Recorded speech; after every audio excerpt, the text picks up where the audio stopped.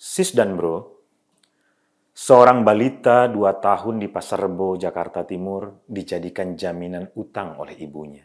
Tragisnya, balita itu tewas di tangan kakek dan nenek tirinya, tempat sang ibu meminjam uang. Kakek dan nenek itu menyiksa cucu tiri mereka karena merasa terbebani harus merawat cucunya. Berapa jumlah utang ibunya? Hanya 300.000 rupiah saja. Kita tentu sangat berduka cita mendengar kabar itu. Tapi apa yang harus diperbuat agar kejadian semacam itu tidak terulang lagi? PSI berpendapat 4 pilar solidaritas sosial harus kita perkuat. Pilar pertama, tolong-menolong. Setiap anggota masyarakat harus meningkatkan solidaritas sosial, peduli terhadap sesama di sekitarnya.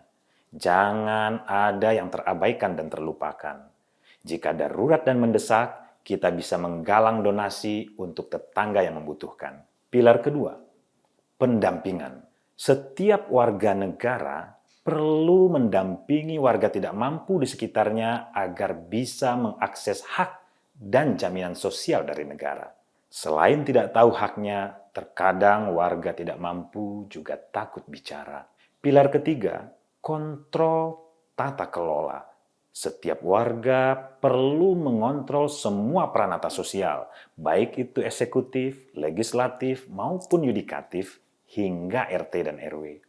Keempat, kawal data. Setiap warga negara harus terlibat memastikan semua jaminan sosial yang ada tepat sasaran. Jaminan sosial wajib diprioritaskan bagi warga tidak mampu. Jangan sampai terjadi penyimpangan di sana-sini, entah karena korupsi atau karena pendataan yang kacau.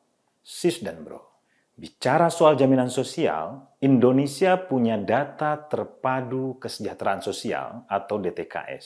Nah, DTKS ini harus akurat, terpercaya, dan dapat diandalkan. Kita ingat, pasal 34 Undang-Undang Dasar 1945 mengamanatkan negara untuk memelihara fakir miskin dan anak-anak terlantar. Juga negara ditugaskan mengembangkan sistem jaminan sosial bagi seluruh rakyat Indonesia. Pada tahun 2023 ini, pemerintah telah menganggarkan 476 triliun untuk jaminan sosial.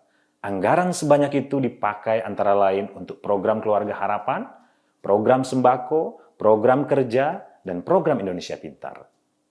Dengan semua program tersebut, seharusnya tak ada lagi ibu yang menjaminkan anaknya hanya karena butuh uang 300.000 rupiah. Syaratnya, semua program jaminan sosial yang disediakan negara harus tepat sasaran. Sis dan bro, hadirlah selalu di tengah-tengah rakyat. Jangan biarkan rakyat menanggung derita. Jadilah persendian di antara tulang-tulang rakyat. Pastikan rakyat mendapatkan hak mereka. Salam solidaritas.